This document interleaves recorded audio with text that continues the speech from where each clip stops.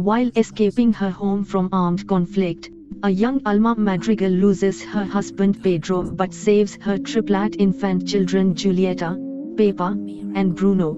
The candle Alma carries with her becomes magical and creates a sentient house, the casita, for the Madrigals to live in. Years later a village grows, protected by the casita, and members of the Madrigal family are gifted superhuman abilities they used to help the villagers, the family Madrigal.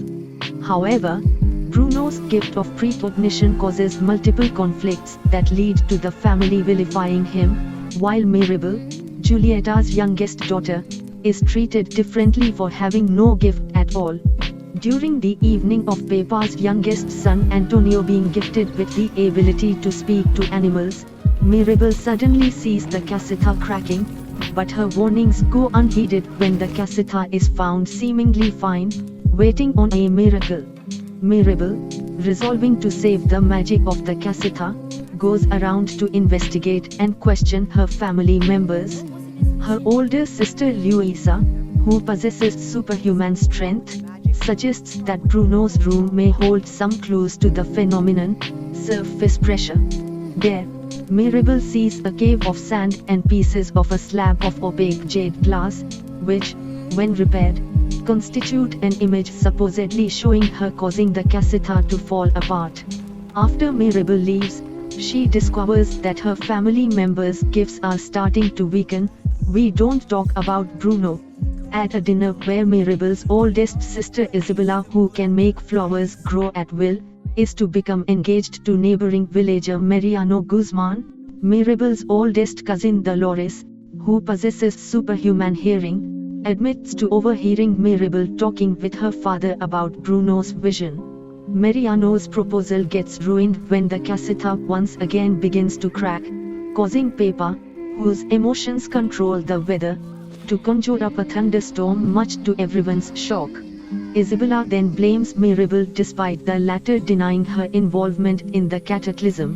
Amidst the situation, Mirabel suddenly catches a glimpse of a man who she then chases through a hidden passage in the walls, discovering that he was none other than Bruno himself, who never really left their house because he still loves his family. Mirabel convinces him to make predictions again and gets Antonio's permission to use the latter's room. Bruno makes another vision, which shows the casita collapsing and an image of Mirabel embracing Isabella. Mirabel goes to apologize but instead learns of Isabella's burden of being perfect and her desire not to marry Mariano. Having poured out her feelings, Isabella's powers start to develop and both sisters reconcile. What else can I do? However, Alma discovers Mirabel's actions and thoughtlessly blames her for the family's misfortunes. Mirabel then finally snaps at her, saying how everything was truly all her fault for making everyone do things her way. Their argument suddenly creates a gigantic fissure that destroys the casita while Alma's magical candle extinguishes in Mirabel's hands in her futile effort to save it, effectively stripping the Madrigals of their powers.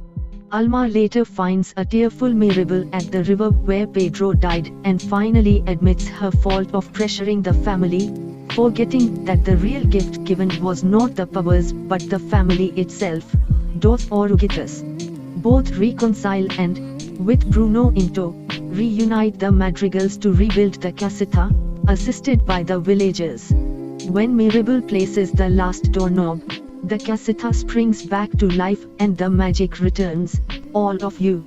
The movie ends with the Madrigals taking their first family picture with Mirabel and Bruno now included in it. Colombia, Mi Enkanto.